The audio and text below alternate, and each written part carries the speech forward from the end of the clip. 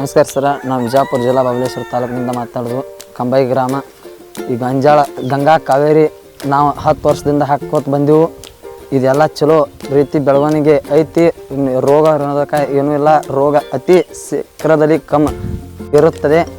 ನೀವು ಹಾಕ್ರಿ ಅಂತ ಹೇಳಿ ನಾವು ಹಾಕ್ತೀವಿ.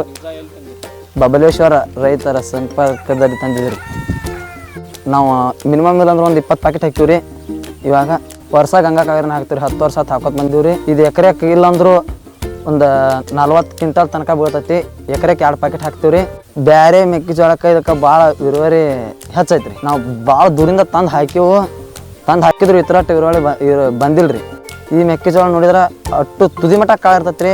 ಲಂಡ ಸಣ್ಣ ಬರ್ತೈತಿ. ಹೇಳ್ಬೇಕಂದ್ರೆ ಲಂಡ ಅಂತೂ ಪೂರ ಸಣ್ಣ ಬರ್ತೈತಿ. ತುದಿ ಮಟ್ಟ ಕಾಳು ಆಕೈತಿ ರೀ. ವಜನ್ ಬರ್ತೈತಿ. ಇಳುವರಿ ಮಾತ್ರ ಚಲೋ ಐತ್ರಿ. ಎಕರೆಗೆ ಇಲ್ಲಾಂದ್ರೆ 40-42 ಕ್ವಿಂಟಲ್ ತನಕ ಬೀಳ್ತೈತಿ ರೀ.